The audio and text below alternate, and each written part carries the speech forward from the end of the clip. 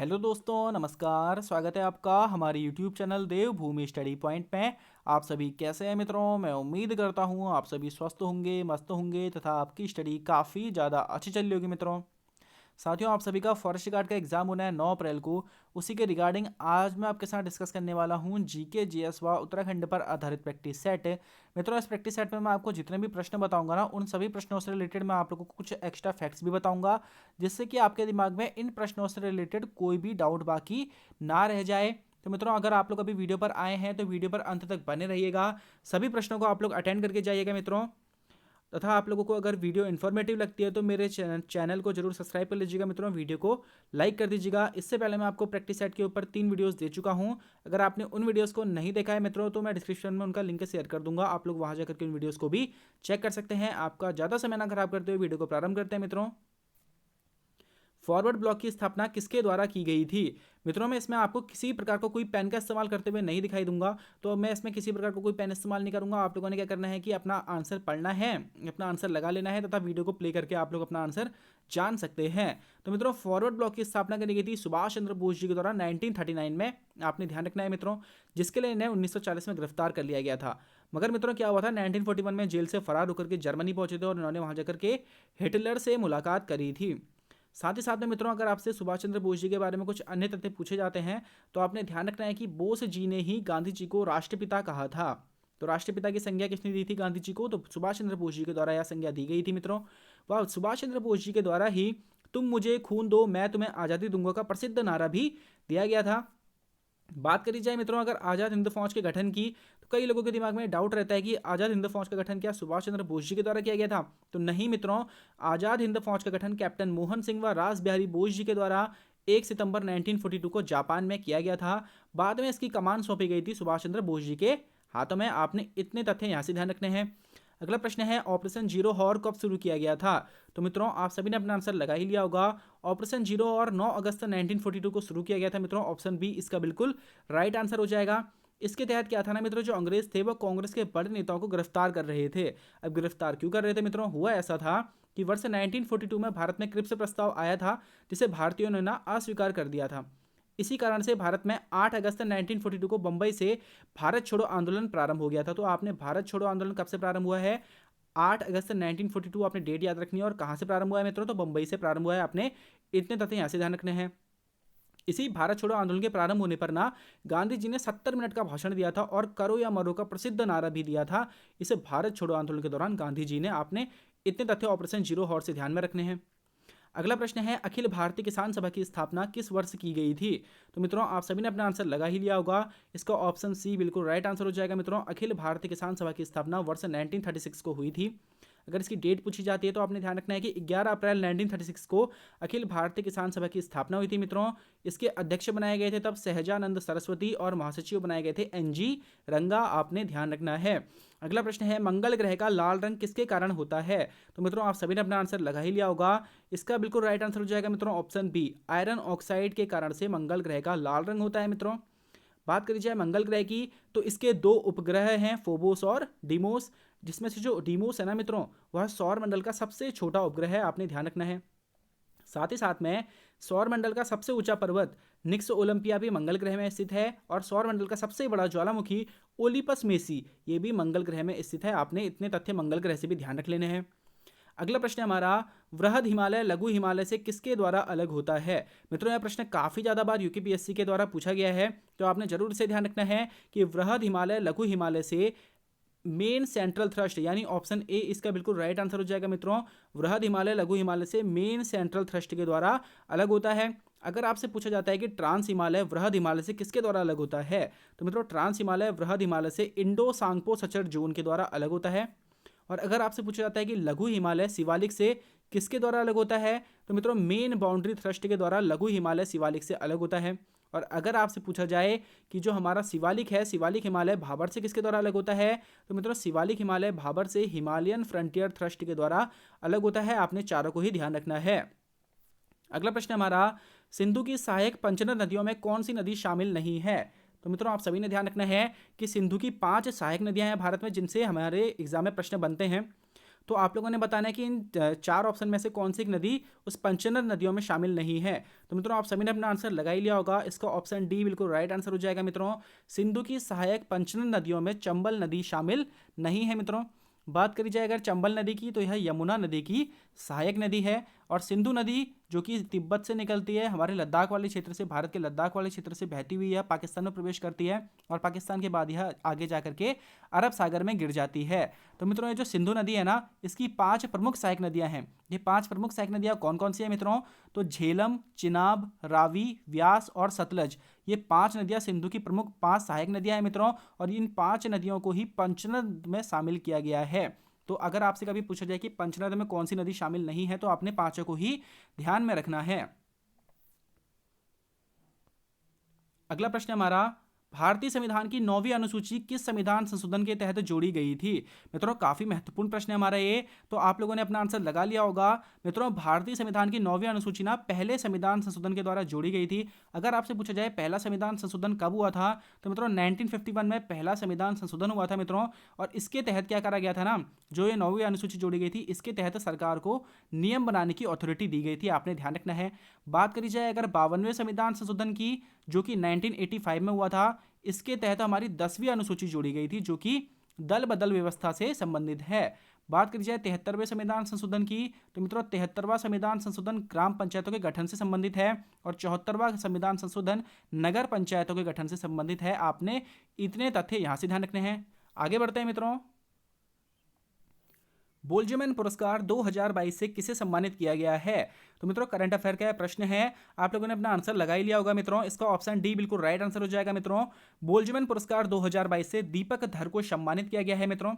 अगर आपसे पूछा जाए कि यह पुरस्कार किस क्षेत्र में दिया जाता है, तो मित्रों बोल्जमैन पुरस्कार है ना, ये भौतिकी के क्षेत्र में दिया जाने वाला पुरस्कार है। और ये प्रश्न क्यों इंपोर्टेंट है मित्रों? क्योंकि जो दीपक धर है ना, यह पहले भारतीय हैं बोल्जमैन पुरस्कार पाने वाले, तो इसलिए यह प्रश्न महत्वपूर्ण हो जाता है, आपने जरूर इसे ध्यान रखना चाहिए। अगला प्रश्न है हमारा, देश का पहला सौर ऊर्जा संचालित गांव किसे घोषित किया गया है? तो मित्रों आप सभी ने अपना आंसर लगा ही लिया होगा, इसका ऑप्शन ए बिल्कुल राइट आंसर हो जाएगा मित्रों। देश का पहला सौर ऊर्जा संचालित गांव मोटेरा गांव, जो कि गुजरात में स्थित है, इसे घोषित किया गया है। साथ ही साथ में मित्रों मोटेरा गुजरात में ना मोटेरा स्टेडियम का निर्माण किया गया है, जो कि विश्व का सबसे बड़ा स्टेडियम है। अगला प्रश्न हमारा, भारत में 5G सेवा की शुरुआत कब की गई थी?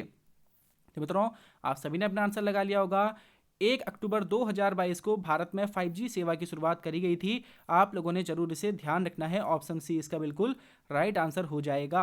अगला प्रश्न हमारा, नाबार्ड की स्थापना कब की गई थी? तो मित्रों आप सभी ने अपना आंसर लगा लिया होगा, नाबार्ड की स्थापना करी गई थी मित्रों 1982 में, वर्ष 1982 में नाबार्ड की स्थापना करी गई थी। अगर आपसे डेट पूछी जाती है तो 12 जुलाई 1982 को नाबार्ड की स्थापना करी गई थी।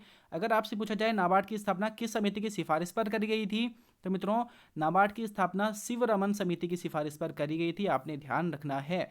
अगर पूछा जाए कि नाबार्ड किससे संबंधित है, तो नाबार्ड मित्रों कृषि व ग्रामीण विकास से संबंधित है। इसी नाबार्ड के साथ साथ में को आपने एक तथ्य और ध्यान रखना है मित्रों की क्षेत्रीय ग्रामीण बैंक की स्थापना, जो ग्रामीण बैंक है ना हम लोगों के सभी क्षेत्रों में पाए जाते हैं, तो मित्रों क्षेत्रीय ग्रामीण बैंक की स्थापना 2 अक्टूबर 1975 से की गई है, आप लोगों ने इसे भी ध्यान रख लेना है।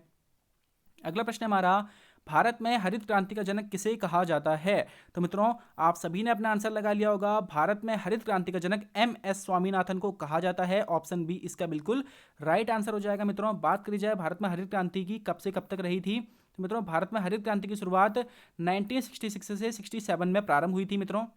तथा अगर आपसे पूछा जाता है कि विश्व में हरित क्रांति का जनक किसे कहा जाता है, तो मित्रों नॉर्मन बोरलॉग जी को विश्व में हरित क्रांति का जनक कहा जाता है और इन्हीं के नाम पर पुरस्कार की शुरुआत भी करी गई है। अगला प्रश्न हमारा, वर्ष 2011 की जनगणना के अनुसार महिला साक्षरता दर कितनी थी? तो मित्रों आप सभी के इस ऑप्शन आप लोग देख ही होंगे, आप लोगों ने अपना आंसर लगा ही लिया होगा मित्रों।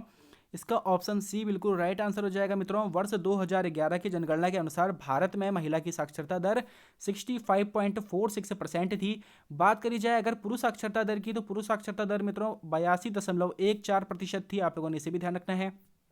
अगर आपसे पूछा जाता है कि कुल साक्षरता दर कितनी थी भारत की वर्ष 2011 जनगणना के अनुसार, तो मित्रों कुल साक्षरता दर भारत की 74.4% थी। और अगर आपसे पूछा जाए सर्वाधिक साक्षर राज्य कौन सा था, तो सर्वाधिक साक्षर राज्य मित्रों केरल था और न्यूनतम साक्षर राज्य हमारा बिहार था। अगला प्रश्न है हमारा, वर्ष 2011 की जनगणना के अनुसार भारत का लिंगानुपात कितना था? तो मित्रों आप सभी ने अपना आंसर लगा लिया होगा। वर्ष 2011 की जनगणना के अनुसार भारत का लिंगानुपात था 943, यानी 943 भारत का लिंगानुपात था। ऑप्शन बी इसका बिल्कुल राइट आंसर हो जाएगा। अगर आपसे पूछा जाता है उत्तराखंड का लिंगानुपात कितना था, तो मित्रों उत्तराखंड का लिंगानुपात था 963। आप लोगों ने ध्यान रखना है।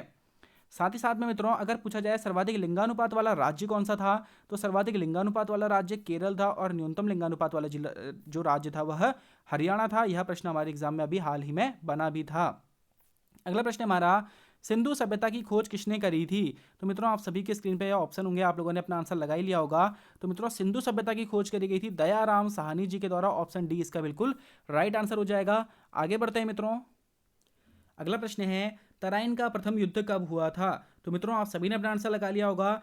तराइन का प्रथम युद्ध मित्रों 1191 ईस्वी में हुआ था। ऑप्शन डी इसका बिल्कुल राइट आंसर हो जाएगा। बात करी जाए अगर ये युद्ध किसके मध्य में हुआ था, तो मोहम्मद गौरी व पृथ्वीराज चौहान के मध्य तराइन का युद्ध 1191 ईस्वी में हुआ था। अगर बोला जाए तराइन का द्वितीय युद्ध कब हुआ था, तो मित्रों इसी के एक साल बाद 1192 ईस्वी में तराइन का द्वितीय युद्ध हुआ था। मित्रों इसमें भी जो आमने सामने थे वो मोहम्मद गौरी और पृथ्वीराज चौहान थे। तो आपने दोनों को ही ध्यान में रखना है। एक युद्ध जो इससे रिलेटेड और पूछा जाता है मित्रों कि चंदावर का युद्ध कब हुआ था, तो मित्रों चंदावर का युद्ध 1194 ईस्वी में गौरी व जयचंद के मध्य हुआ था। आपने इसे भी ध्यान रखना है। अगला प्रश्न हमारा, भारत के पहले कार्यवाहक पीएम कौन थे? कार्यवाहक यानी मित्रों टेम्परेरी पीएम कौन बनाए गए थे कुछ समय के लिए? तो मित्रों आप सभी ने अपना आंसर लगा लिया होगा। भारत के पहले कार्यवाहक पीएम हमारे गुलजारी लाल नंदा जी थे। आप लोगों ने ध्यान रखना है। अगर आपसे पूछा जाए भारत के सबसे लंबे समय तक पीएम पद पर बने हुए कौन थे, तो मित्रों भारत के सबसे लंबे समय तक प्रधानमंत्री के पद पर जवाहरलाल नेहरू विराजमान थे। अगर आपसे बोला जाए कि पहली महिला पीएम कौन थी, तो पहली महिला पीएम इंदिरा गांधी थी। अगर आपसे पूछा जाता है कि प्रथम गैर कांग्रेसी पीएम, यानी कि अभी तक क्या हो रहा था ना मित्रों की लगातार जो जितने भी प्रधानमंत्री बन रहे थे वो कांग्रेस पार्टी के ही बन रहे थे, लेकिन ऐसे कौन से प्रधानमंत्री थे जो पहले गैर कांग्रेसी थे यानी कांग्रेस पार्टी के नहीं थे? तो मित्रों प्रथम गैर कांग्रेसी पीएम थे मोरारजी देसाई, जो कि जनता पार्टी से रिलेटेड थे। आप लोगों ने ध्यान रखना है। एक तथ्य और ध्यान रखना मित्रों इनके बारे में कि सबसे वृद्ध पीएम भी मोरारजी देसाई थे।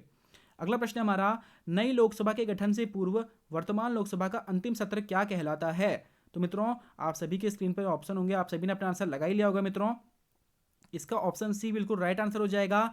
नई लोकसभा के गठन से पूर्व वर्तमान लोकसभा का अंतिम सत्र लेम डेक सत्र कहलाता है। आप लोगों ने ध्यान रखना है। प्रश्नकाल क्या होता है मित्रों, तो संसद का पहला घंटा प्रश्नकाल का होता है जो कि 11 से 12 बजे तक चलता है। शून्यकाल कब से कब तक चलता है मित्रों, तो शून्यकाल 12 बजे से 1 बजे तक चलता है। यह कुछ प्रश्न है जो हमारे एग्जाम में यहाँ से पूछे जाते हैं। अगला प्रश्न हमारा, भारत के प्रथम लोकसभा अध्यक्ष कौन थे? तो मित्रों आप सभी ने अपना आंसर लगा लिया होगा। भारत के प्रथम लोकसभा अध्यक्ष थे जी.वी. मावलंकर। ऑप्शन बी इसका बिल्कुल राइट आंसर हो जाएगा। मित्रों बात करी जाए भारत के वर्तमान लोकसभा अध्यक्ष कौन है, तो ओम बिरला भारत के वर्तमान लोकसभा अध्यक्ष हैं। अगला प्रश्न हमारा, भारतीय संविधान में वार्षिक वित्तीय विवरण की चर्चा किस अनुच्छेद के तहत है? देखो मित्रों जो हमारे संविधान में बजट है ना, जो आप लोग बजट शब्द सुनते हैं वह भारतीय संविधान में मौजूद तो नहीं है। उस बजट शब्द को संविधान में कहा गया है वार्षिक वित्तीय विवरण। तो उसी की चर्चा मित्रों किस अनुच्छेद के तहत है आप लोगों ने बताना है। आप सभी ने अपना आंसर लगा लिया होगा। मित्रों आर्टिकल 112 के तहत भारत की संविधान में बजट की चर्चा यानी वार्षिक वित्तीय विवरण की चर्चा है। बात करी जाए आर्टिकल 108 की, तो मित्रों इसमें ज्वाइंट सेशन यानी संयुक्त बैठक का प्रावधान है, जिसमें लोकसभा व राज्यसभा संयुक्त रूप से बैठक कर सकते हैं। इस बात का प्रावधान आर्टिकल 108 के तहत है। तथा आर्टिकल 117 में मित्रों वित्त विधेयक की चर्चा करी गई है।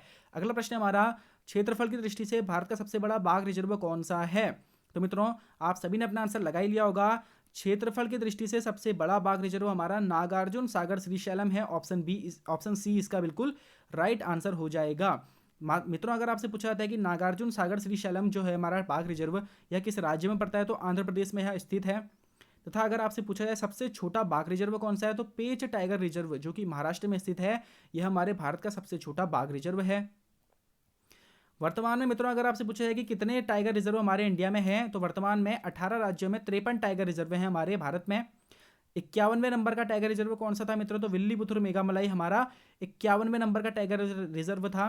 तथा अभी हाल ही में जो हमारा लेटेस्ट टाइगर रिजर्व मिला है 53rd, जो मित्रों 53वां टाइगर रिजर्व है ना, वह हमारा है रानीपुर बाघ अभ्यारण्य, जो कि उत्तर प्रदेश राज्य से संबंधित है।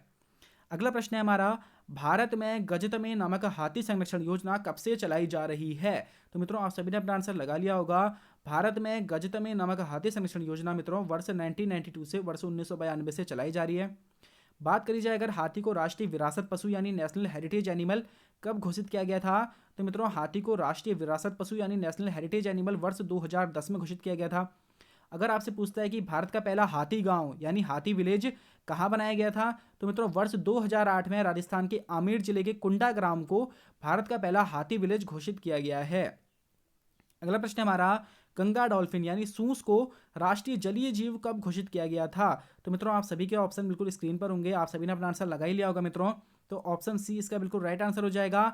5 अक्टूबर 2009 को गंगा डॉल्फिन यानी सूस को राष्ट्रीय जलीय जीव घोषित किया गया था। आप लोगों ने इतने तथ्य यहां से ध्यान रखने हैं। आगे बढ़ते हैं मित्रों। अगला प्रश्न हमारा, जोगिया गढ़सुप्पा जलप्रपात किस नदी पर स्थित है? तो मित्रों आप सभी ने अपना आंसर लगा लिया होगा। जोगिया गढ़सुप्पा जलप्रपात ऑप्शन बी है, जो हमारा शरावती नदी है यहाँ पर स्थित है। आपसे एक प्रश्न और पूछा जा सकता है मित्रों कि महात्मा गांधी जलप्रपात किस जलप्रपात का अन्य नाम है? तो मित्रों जोगिया गढ़सुप्पा जलप्रपात का अन्य नाम महात्मा गांधी जलप्रपात है, जो कि शरावती नदी पर कर्नाटक राज्य में स्थित है। अगर आपसे पूछा जाता है कि भारत का सबसे ऊंचा जलप्रपात कौन सा है, तो मित्रों भारत का सबसे ऊंचा जलप्रपात कुंचिकल जलप्रपात है, जो कि वराही नदी पर स्थित है और यह 455 मीटर ऊंचाई से गिरता है। अगला प्रश्न हमारा, पानीपत का प्रथम युद्ध कब हुआ था? तो मित्रों आप सभी ने अपना आंसर लगा लिया होगा। पानीपत का प्रथम युद्ध मित्रों 1526 ईस्वी में हुआ था। इसका ऑप्शन ए बिल्कुल राइट आंसर हो जाएगा। 1526 ईस्वी में मित्रों पानीपत का प्रथम युद्ध हुआ था इब्राहिम लोदी व बाबर के मध्य, जिसमें बाबर विजयी रहा था। अगर आपसे पूछा जाता है पानीपत का द्वितीय युद्ध कब हुआ था, तो पानीपत का द्वितीय युद्ध मित्रों 1556 ईस्वी में अकबर व हेमू के मध्य हुआ था। आपने दोनों को ही ध्यान रखना है। अगला प्रश्न है हमारा, उत्तराखंड राज्य महिला आयोग की प्रथम महिला अध्यक्ष कौन थी? तो मित्रों आप सभी ने अपना आंसर लगा लिया होगा। यहाँ से उत्तराखंड के हमारे प्रश्न प्रारंभ हो रहे हैं। मैं अधिक से अधिक प्रयास करूंगा कि मित्रों आप लोगों को अधिक से अधिक तथ्य मैं आप लोगों को यहाँ पे प्रोवाइड करवा सकूं, जिससे कि आप लोगों के दिमाग में कोई अन्य डाउट ना रह जाए।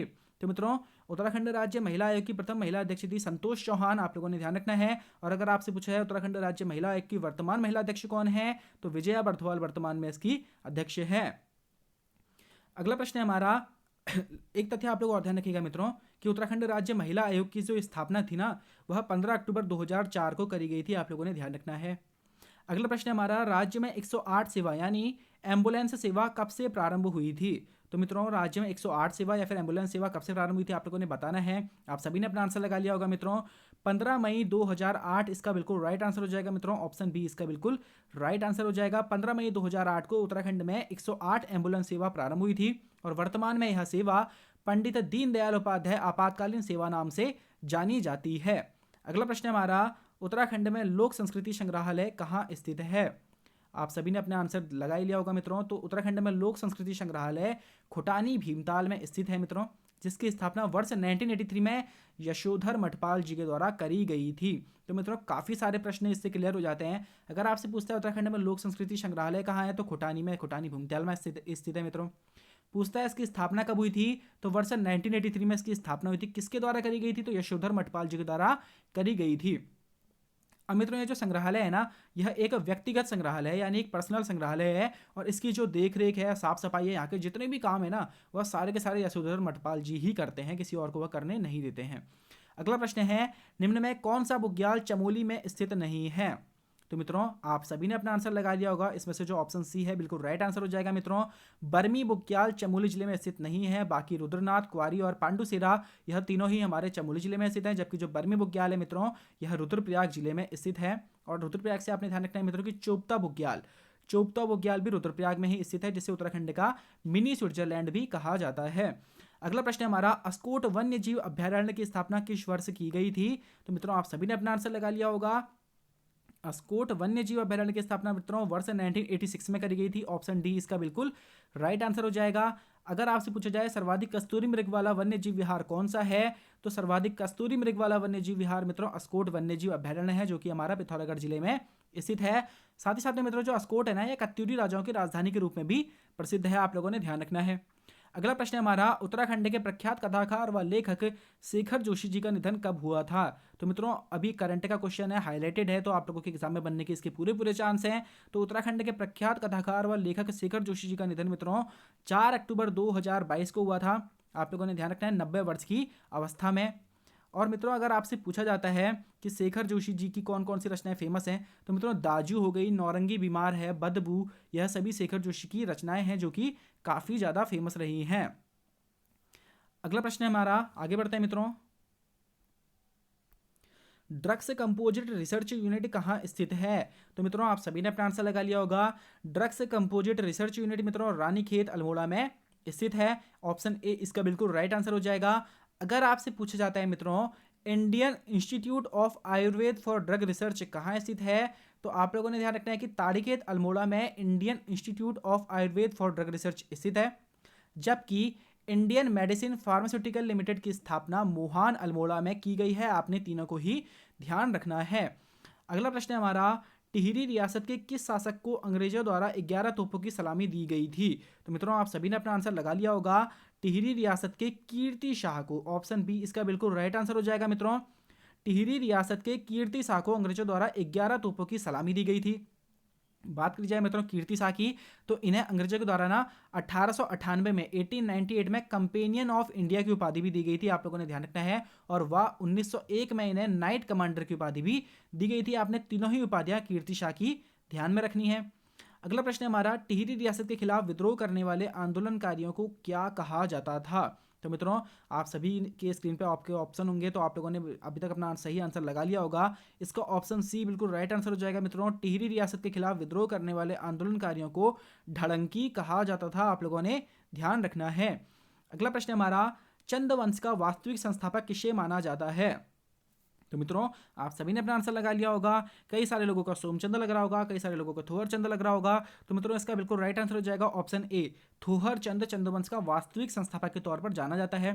देखो मित्रों अगर आपसे बोला जाता है चंद्रवंश का संस्थापक किसे माना जाता है, तब आपने सोमचंद की तरफ जाना है। लेकिन अगर आपसे बोलेगा चंद्रवंश का वास्तविक संस्थापक किसे माना जाता है, तो वास्तविक संस्थापक थोहर चंद को माना जाता है। मित्रों अगर आपसे पूछा जाता है कि थोहर चंद का वंशावली क्रम में कौन सा स्थान था, तो वंशावली क्रम में यह 23वें नंबर का राजा था थोहर चंद। अगला प्रश्न हमारा, अंग्रेजों व गोरखाओं के मध्य नाला पानी या खलंगा का युद्ध कब हुआ था? तो मित्रों आप सभी ने अपना आंसर लगा लिया होगा। अंग्रेजों व गोरखाओं के मध्य नाला पानी या खलंगा का युद्ध 30 नवंबर 1814 को हुआ था। ऑप्शन ए इसका बिल्कुल राइट आंसर हो जाएगा मित्रों, जिसमें अंग्रेजों ने गोरखाओं को हराकर देहरादून पर अधिकार कर लिया था।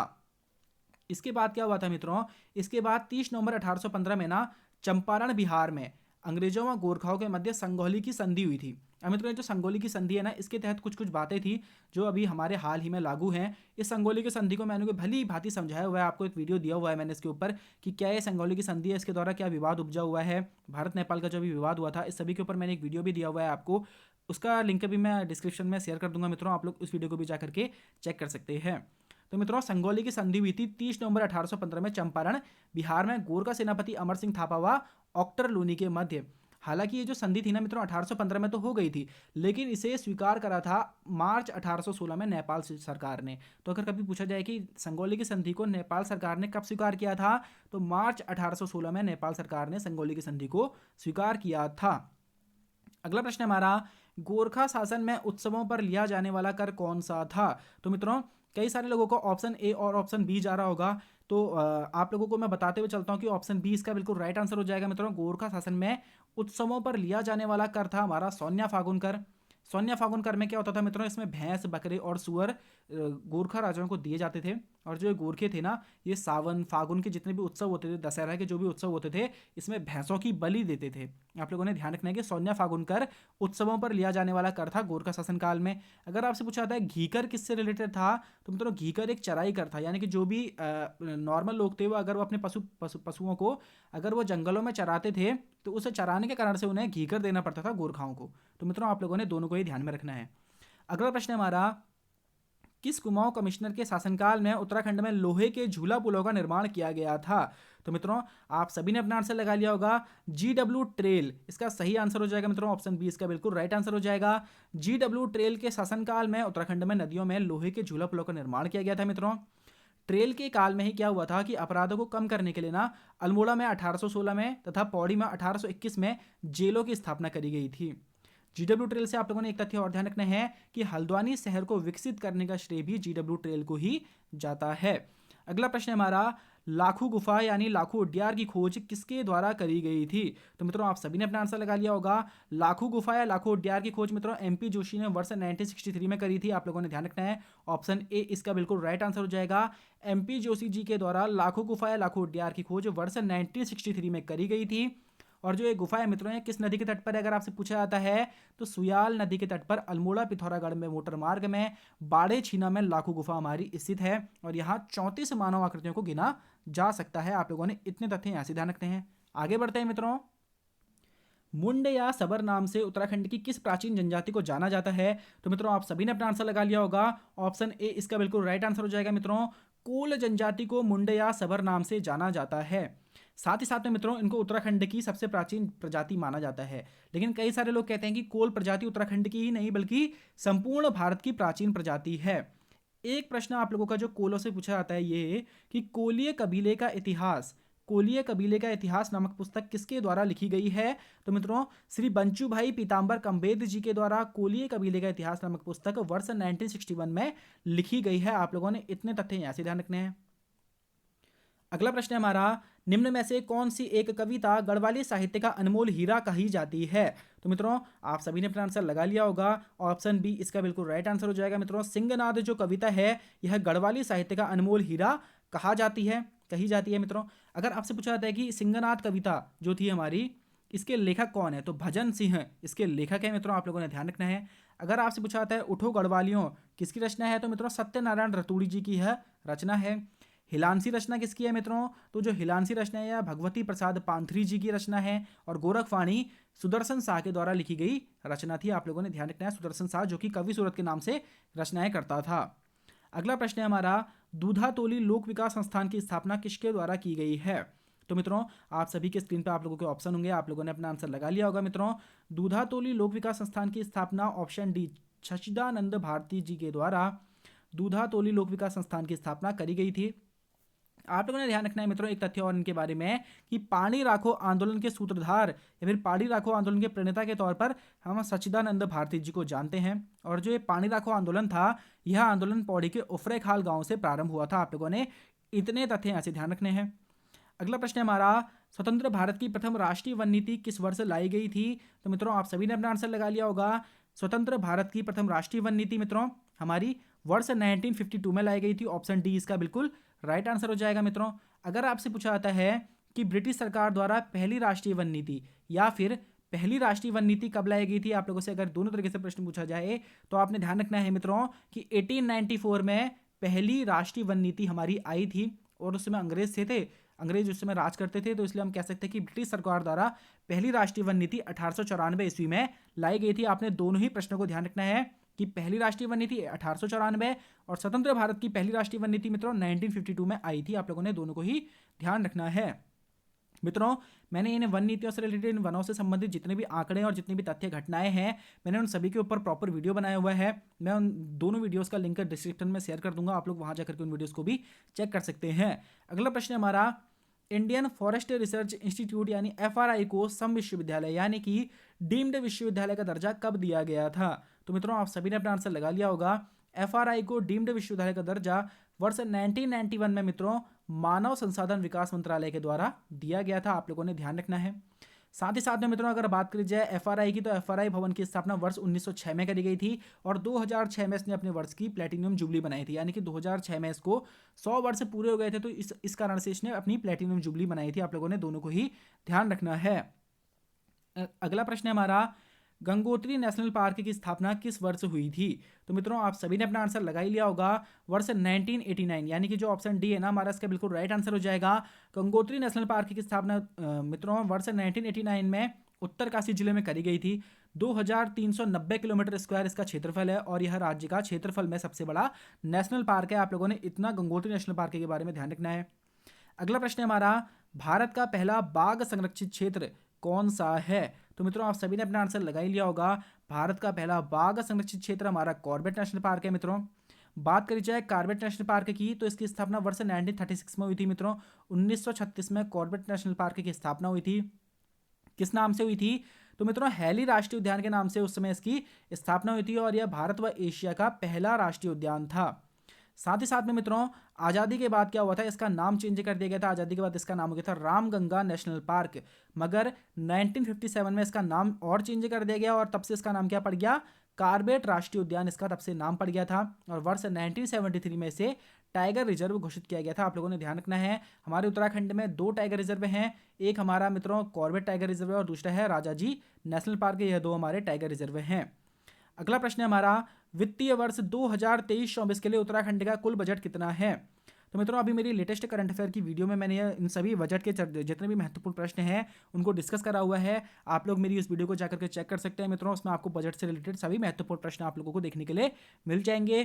तो मित्रों वित्तीय वर्ष 2023-24 के लिए उत्तराखंड का कुल बजट कितना है आप लोगों ने बताना है। मैं उम्मीद करता हूँ आप लोगों ने अपना आंसर लगा लिया होगा। मित्रों उत्तराखंड का बजट रहा था 77,407.8 करोड़ रुपए, यानी कि ऑप्शन ए इसका बिल्कुल राइट आंसर हो जाएगा। मित्रों बात करी जाए उत्तराखंड का बजट किस दिन पेश करा गया था, तो उत्तराखंड का बजट मित्रों 15 मार्च 2023 को वित्त मंत्री प्रेमचंद अग्रवाल जी के द्वारा पारित किया गया था। और जो बजट था मित्रों हमारा इस बार शीतकालीन जो हमारी राजधानी है गैरसैंण, इसके भराड़ीसैंण विधानसभा भवन में हमारा बजट यह पेश करा गया था। आप लोगों ने इतने तथ्य यहाँ से ध्यान रखने हैं। आगे बढ़ते हैं मित्रों, राज्य में पहली बार बेसहारा यानी स्ट्रीट चिल्ड्रन पुनर्वास नीति कब लागू करी गई थी? तो मित्रों राज्य में पहली बार बेसहारा पुनर्वास नीति कब लागू करी गई आप लोगों ने बताना है। तो आप सभी ने अपना आंसर लगा लिया होगा मित्रों, इसका ऑप्शन बी बिल्कुल राइट आंसर हो जाएगा। 9 नवंबर 2022 को राज्य में पहली बार बेसहारा पुनर्वास नीति लागू करी गई थी मित्रों। और इसका उद्देश्य क्या था? तो इसका उद्देश्य ऐसा है ना, जो भी बेसहारा बच्चे हैं उनको शिक्षा की मुख्य धारा से जोड़ना इस नीति का उद्देश्य है। तो आप लोगों ने इसे भी ध्यान रखना है। अगला प्रश्न है हमारा, भारतीय पर्वतारोही फाउंडेशन IMF की पहली महिला अध्यक्ष कौन बनाई गई हैं? तो मित्रों आप सभी के स्क्रीन पे ऑप्शन है, आप लोगों ने अपना आंसर लगा लिया होगा। तो मित्रों हर्षवंती बिष्ट इसका बिल्कुल राइट आंसर हो जाएगा। ऑप्शन सी इसका बिल्कुल राइट आंसर हो जाएगा। मित्रों हर्षवंती बिष्ट जी को भारतीय पर्वतारोही फाउंडेशन IMF की पहली महिला अध्यक्ष बनाया गया है। हर्षवंती बिष्ट का संबंध मित्रों उत्तराखंड के पौड़ी गढ़वाल जिले से है और यह एक पर्वतारोही हैं। आप लोगों ने ध्यान रखना है। बात करी जाए IMF की, तो IMF की स्थापना मित्रों 1958 में दिल्ली में करी गई थी। आप लोगों ने ध्यान रखना है। मित्रों मैंने ये सभी जो प्रश्न है ना करंट अफेयर के, इन सभी प्रश्नों को मैंने अपनी उत्तराखंड करंट अफेयर की जो मेरी वीडियोस हैं उसमें सभी में मैंने आपको लोगों को भली भांति जो भी महत्वपूर्ण चुने हुए प्रश्न हमारे उनके बारे में बताया हुआ है। तो आप लोग जाकर के उन प्रश्नों को जरूर चेक कर सकते हैं। मैं उनका लिंक भी डिस्क्रिप्शन में शेयर कर दूंगा। अंतिम प्रश्न है मित्रों हमारा आज का, पहला हिमालयन प्रहरी सम्मान किसे दिया गया है? तो मित्रों काफ़ी महत्वपूर्ण प्रश्न है। पहली बार दिया गया है हिमालयन प्रहरी सम्मान किसे दिया गया है आप लोगों ने बताना है। आप सभी ने अपना आंसर लगा लिया होगा मित्रों, इसका ऑप्शन बी बिल्कुल राइट आंसर हो जाएगा। मित्रों धूम सिंह नेगी जी को पहला हिमालयन प्रहरी सम्मान दिया गया है। धूम सिंह नेगी का संबंध किस क्षेत्र से है? तो मित्रों पर्यावरणविद यह है, आप लोगों ने ध्यान रखना है। और मित्रों जो हिमालयन प्रहरी सम्मान है ना, यह पुरस्कार प्रतिवर्ष सुंदरलाल बहुगुणा जी की स्मृति में दिया जाएगा। आप लोगों ने ध्यान रखना है कि अगर कभी पूछा गया कि हिमालयन प्रहरी सम्मान किसकी स्मृति में दिया जाता है, तो मित्रों यहाँ सुंदरलाल बहुगुणा जी की स्मृति में दिया जाएगा। आप लोगों ने ध्यान रखना है। मित्रों मैं उम्मीद करता हूँ कि आप सभी को यह प्रैक्टिस सेट पसंद आया होगा, आप सभी का स्कोर अच्छा खासा इसमें आ रहा होगा मित्रों। और आप सभी को इसके जो मैंने एक्स्ट्रा फैक्ट्स बताए हैं इससे आप लोगों को थोड़ी बहुत हेल्प आप लोगों के एग्जाम में जरूर हो जाएगी। तो मित्रों अगर आप लोग वीडियो पर अभी तक बने हुए हैं तो वीडियो को जरूर लाइक कर दीजिएगा, चैनल को जरूर सब्सक्राइब कर लीजिएगा। मित्रों आपको आपके आगामी एग्जाम के लिए हार्दिक बधाई शुभकामनाएं देते हुए मैं अपनी वाणी को विराम देता हूँ। धन्यवाद।